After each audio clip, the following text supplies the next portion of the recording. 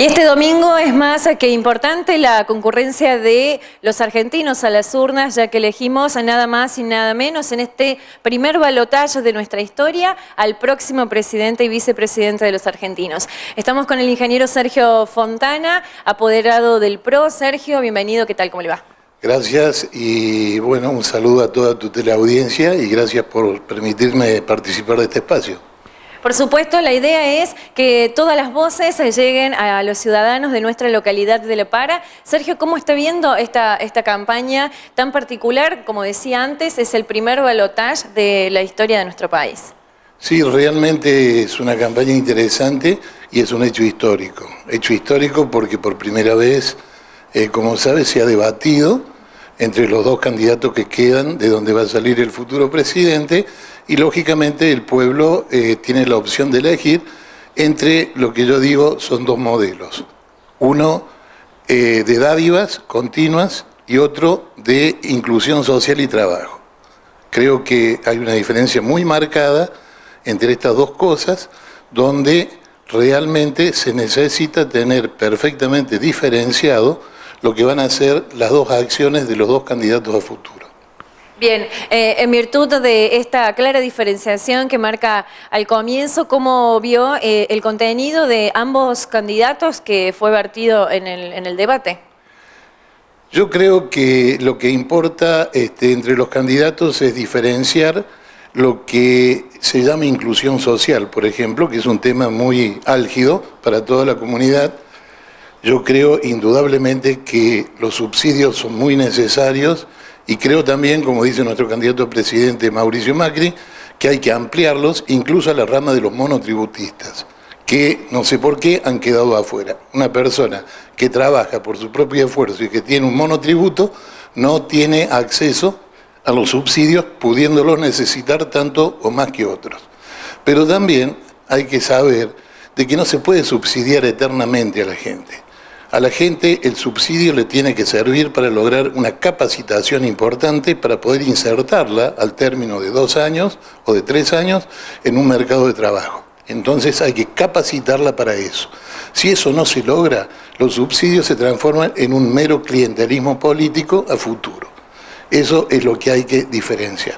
Cuando uno quiere hacer una verdadera inclusión social, hay que trabajar en otros ítems. Por ejemplo, ¿no es cierto?, trabajar en lo que significa el IVA en los alimentos.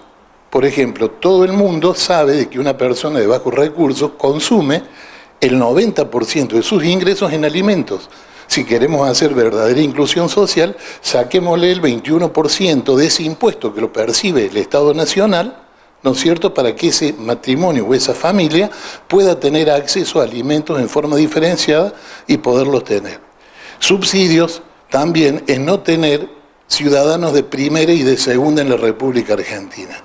Esto significa de que no tiene por qué una persona que vive en el interior del país tener un valor de combustible diferencial entre Buenos Aires y el sur argentino, y en Córdoba no tenemos ese mismo valor. Concretamente, en Córdoba tenemos un combustible mucho más caro, independientemente del impuesto adicional que estamos erogando para que la provincia de Córdoba pueda hacer, ¿no es cierto?, obras de infraestructura con ese incremento de impuestos. E inclusión social también significa poner en contacto a los productores con los consumidores. Hoy, un litro de leche que al productor se le está pagando 2,50 pesos, en la góndola de cualquier supermercado está costando 15 pesos. Esa diferencia pasa no solamente con esto, está pasando con la fruta, con la verdura. 400.000 toneladas de peras y manzanas tiradas en el Alto Valle del Río Negro. Es realmente indignante cuando tenemos una población altamente demandante de estos productos y que servirían para paliar la situación nutricional y social que tiene el país. Bien, Sergio, así ya está mencionando lo que tiene que ver con la producción, el motor de la economía de nuestro país. ¿Qué propone Mauricio Macri con respecto a esto? Mauricio Macri, a través de Ricardo Negri, que va a ser su futuro ministro de lo que hoy sería Agricultura, propone crear el Ministerio de Agroindustria. La agroindustria significa de que todo proceso y toda producción que se halle alejada de los puertos va a tener que industrializarse en su lugar de origen, generando trabajo adicional para toda la gente. Para que vos tengas una idea, hoy un flete de La Para a Rosario cuesta más que llevar esa misma mercadería que de Rosario a China. Es algo totalmente ilógico. Entonces, indudablemente que el valor agregado va a ser una de las principales fuentes de generación de empleo y una de las principales preocupaciones que va a tener el gobierno de Mauricio Macri de ser electo presidente. Bien, lo hablaba también con los referentes de los otros partidos en este cuadro comparativo que vemos a través de los medios, de lo que propone un candidato, de lo que propone el otro. Uno habla de la continuidad, el otro habla del cambio. Usted claramente hizo una perspectiva al comienzo de la entrevista. ¿Cómo ves este modelo de campaña que se ha elegido? Es decir, bueno, a ver, si no votan a determinado candidato, esto no está más, esto se modifica, si votas al otro, estás perjudicando al país. ¿Qué opinas sobre eso? Yo lamento que la gente no tenga una preparación económica, porque no tiene por qué tenerla, ¿no es cierto?, para saber realmente cuáles son los números del país y de dónde se generan los recursos del país. Pero para que tengas una idea, nosotros arrancamos con el gobierno de Néstor Kirchner con una relación de 3:1, ¿no es cierto?, el peso en relación al dólar, y hoy el verdadero mercado está en 15 pesos, porque si tú tienes que comprar un dólar billete, tienes que ir y pagar 15 pesos. Esto se ha transformado en la devaluación más importante en la historia del mundo en los últimos 12 años. No existen dos países, salvo Venezuela y Argentina, que hayan tenido una diferenciación y una devaluación de tipo de cambio tan importante como la que ha sucedido en este país.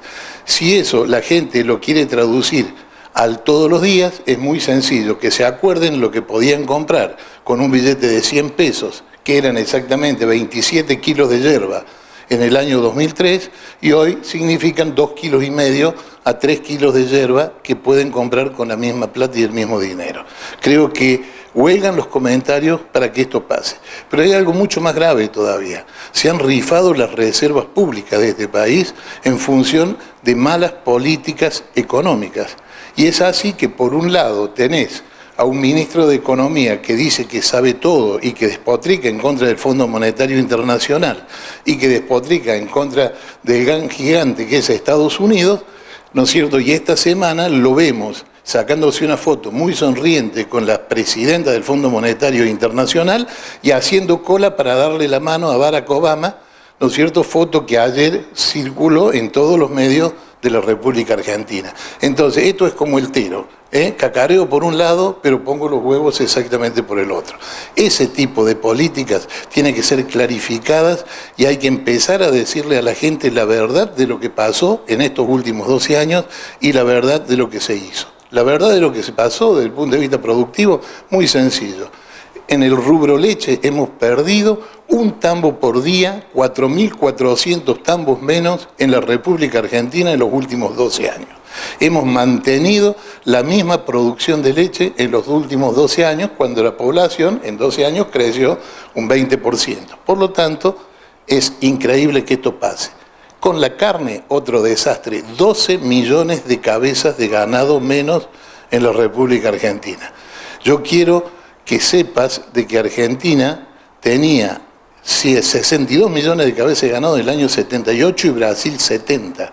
Hoy Brasil tiene 180 millones de cabezas de ganado y Argentina tiene 52. O sea, 10 millones de cabezas menos contra un vecino de un país que ha lejos triplicado su producción. ¿En qué se traduce esto? Muy sencillo. El consumidor brasilero hoy tiene el asado, que es lo que no se puede exportar a ningún lugar del mundo porque el mundo compra carne sin huesos, a 40 pesos el kilo, cosa que yo he visto hace un mes en Brasil en cualquier góndola. ¿Por qué? Y porque hay tanto hacienda y hay tanto excedente de los cortes delanteros, carcasa que se llama, que son las costillas, etcétera, que es todo el asado, que es lo que el argentino está acostumbrado a comer, mucho más barato que acá. Vas a comprar un asado en cualquier carnicería del pueblo y cuesta 70, 80 pesos el kilo. Sergio, ¿cómo imagina o cómo Mauricio Macri ha planteado su relación con, en este caso, los gobernadores de cada una de las provincias y, en su defecto, con los intendentes, teniendo en cuenta, bueno, lo que el país ha tenido hasta este tiempo, ¿no es cierto?, una clara división en cuanto a la pertenencia o, en este caso, la fidelidad, por decirlo de alguna manera, de los partidos hacia quien los estaba gobernando, ¿no? Indudablemente que va a ser una relación mucho más federal, va a ser una relación de respeto y va a ser una relación donde va a hacer falta una nueva ley de coparticipación federal a nivel del país. ¿Por qué?